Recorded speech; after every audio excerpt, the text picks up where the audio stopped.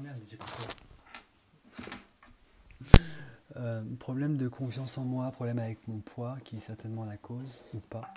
Merci beaucoup, Julien. Problème de confiance en moi, problème de poids, qui est certainement la cause. Merci beaucoup, Julien.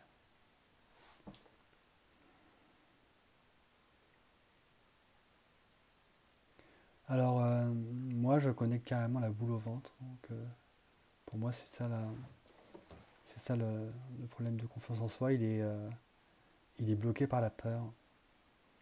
Alors, je vais reprendre ce que j'aime bien comme image. C'est l'enfant qui apprend à marcher. Il ne sait absolument pas comment faire. Il n'y a pas de notice qui explique comment poser précisément le pied, à quel angle et tout ça. Et ouais, il est terrorisé, mais il y va. Et puis bah, il se pète la gueule, mais il recommence, puis ainsi de suite, à son rythme en fait, sans forcer. Il y en a qui mettent plus de temps que d'autres à marcher, mais à la fin tout le monde marche. Donc c'était vraiment cette image forte que j'ai envie de partager.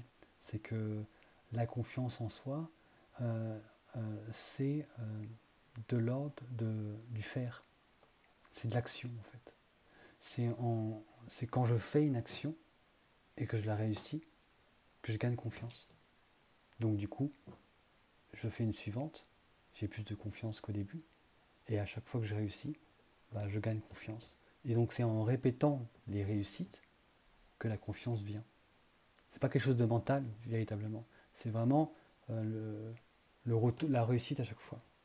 Alors il peut y avoir au milieu où on tombe, mais en répétant une action réussie, c'est là que la confiance, elle vient d'elle-même.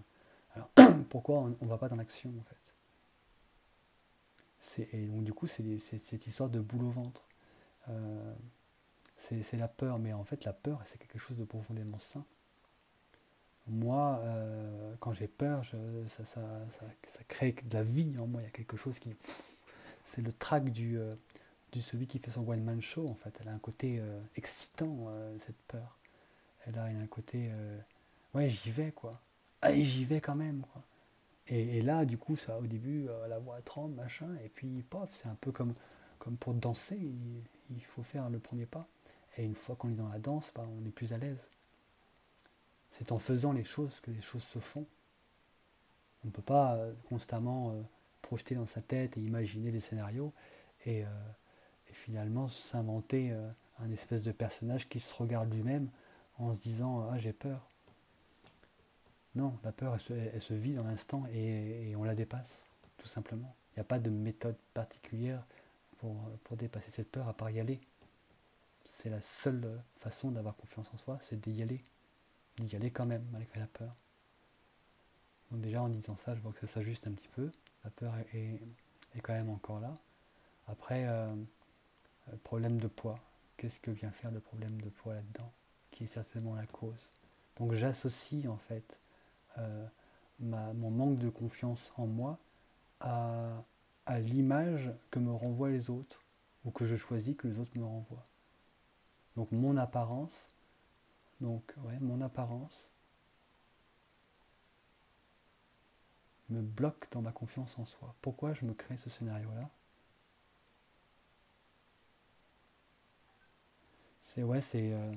J'ai la peur d'être rejeté en fait. Non, c'est pas ça. C'est la peur d'être jugé. C'est la peur d'être jugé qui fait que je n'y vais pas. Mais je la projette pas uniquement sur l'autre. Je me juge aussi très sévèrement. Et j'ai envie de me dire, lâche-toi la grappe, quoi. J'ai envie de me foutre la paix et puis y aller comme ça, à poil, et puis c'est tout, quoi. Vraiment.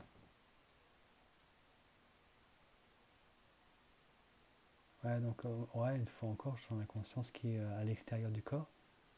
Donc, je vais toujours faire cet effort de la ramener. Là, par contre, ouais, je ramène quelque chose de coloré et de très léger. Et voilà, je la repasse à l'intérieur. Voilà, ici. Et surtout la tête, en fait. Voilà. Si on répartit cette conscience équitablement dans le corps, harmonieusement, en passant ses mains comme ça, en faisant une espèce de lissage d'aura, il y a déjà autre chose qui se passe. Alors je me sens un peu différent, mais pas beaucoup. Donc il n'y a pas tant de projection que ça sur l'autre. Il n'y a pas tant d'extériorisation, mais quand même, il y a cette peur d'être jugé en fait. Il y a cette peur de se montrer. Il y a beaucoup d'attentes sur le regard de l'autre, comme il y a une espèce de validation de l'autre. Donc en fait, c'est pas véritablement un manque de confiance en soi, parce que ça se règle par l'action finalement. C'est plutôt quelque chose de l'ordre de l'estime que je me porte, de la valeur que je me donne. Et je ne sais pas pourquoi je fous mon poids en fait dans cette valeur, parce que mon poids c'est quelque chose qui varie. Si je mange plus, là, si je fais un jeûne pendant 21 jours, bah, je vais perdre plein de kilos. Si je bouffe beaucoup, bah, je vais prendre du poids. C'est quelque chose qui est très variable en fait. Ça ne joue pas en fait sur ce que je suis. Ouais. La confiance en soi c'est dans le faire, l'estime de soi c'est dans l'être. Donc ce que je suis et ce que je suis ne change pas. L'estime de soi elle est de naissance. C'est la valeur que je me porte. Ça ne change pas, c'est pas impacté par l'autre. C'est quelque chose que je m'accorde. Et c'est pas quelque chose que j'acquiers non plus. Donc je me donne de la valeur et ça ne dépend pas d'un truc extérieur. Et le reflet de mon image dans un miroir, bah, quelque part c'est quelque chose d'extérieur. Donc j'ai pas à me saboter sur mon poids en fait. Ce poids il a une importance parce que je lui en donne. J'ai envie de me dire que tout le monde s'en fout en fait de mon poids. C'est pas ça que les gens viennent chercher.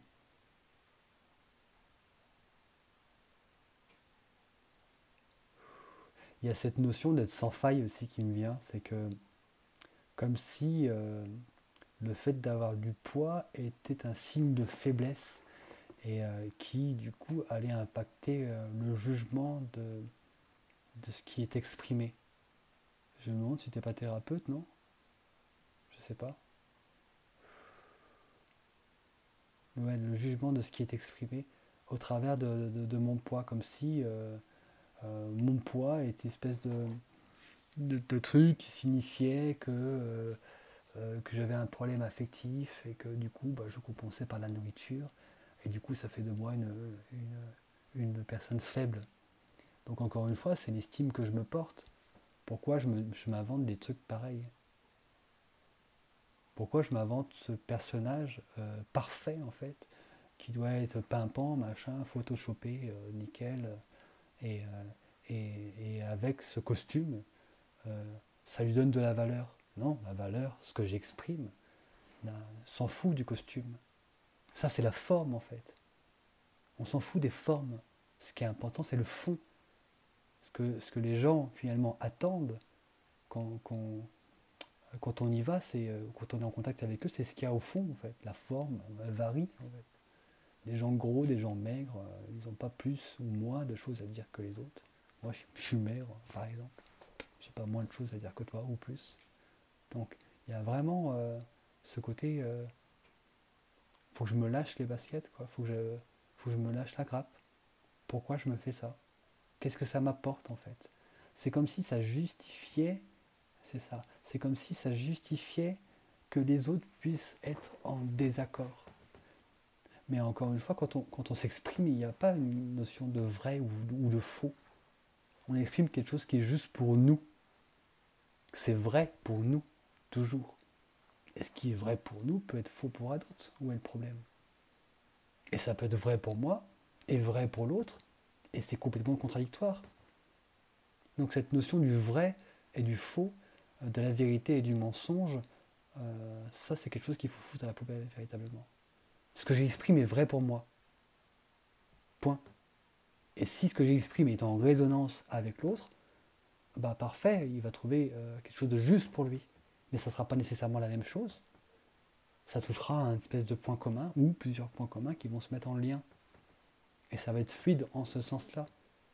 On ne peut pas se mettre avec plein de gens qui sont d'accord et qui pensent comme nous. Il y a un petit peu de diversité. Et pour réunir un maximum de gens qui pensent plus ou moins comme nous, ou qui sont plus ou moins intéressés au moins par les mêmes sujets, bah, ça demande de poser un cadre. C'est-à-dire que moi je veux faire ça, ça va se passer comme ça, voilà comment ça, voilà quelles sont les règles. Et venez voir ce que j'ai à dire. Voilà, venez voir ce que j'ai à exprimer de moi-même. Et là, il n'y a plus la démarche d'essayer de conquérir les autres. C'est que les autres viennent à moi pour écouter ce que j'ai à exprimer.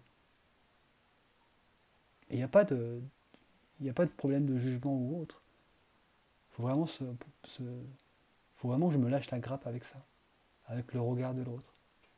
L'important, c'est vraiment le regard que moi je me porte. La clé, elle est véritablement là.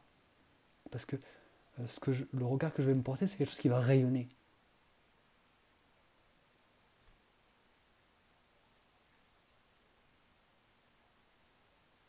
Alors, ça bouge un peu là. J'ai quand même envie de...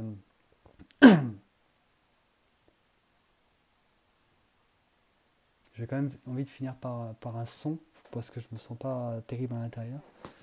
Je vais, je sais pas, faire un truc au pif.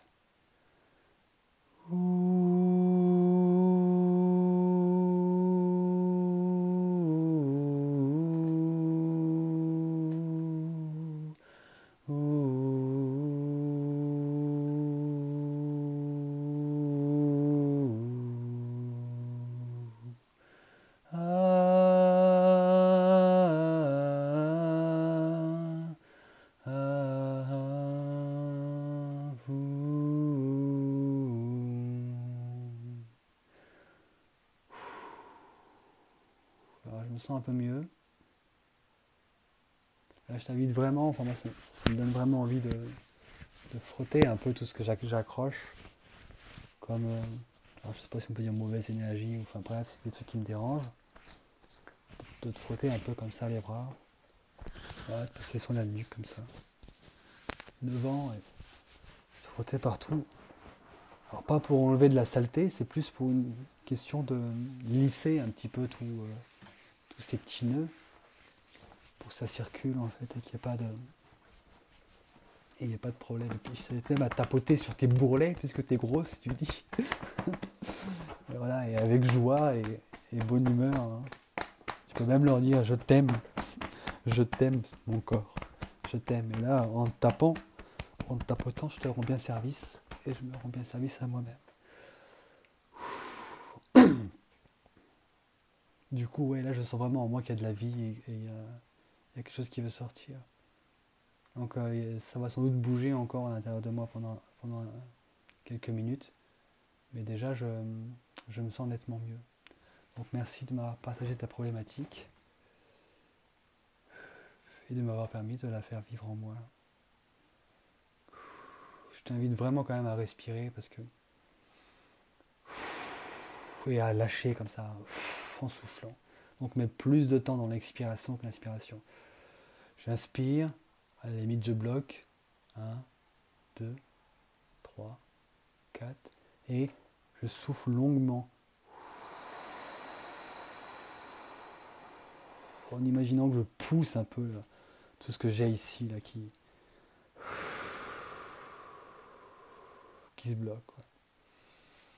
Donc d'en faire quelques-unes comme ça, de temps en temps, quand je me sens pas bien, ça remet un peu de mouvement là. Parce qu'il faut qu'il y ait de la vie à l'intérieur. Il faut qu'on la sente aussi, cette vie. Voilà, merci à toi.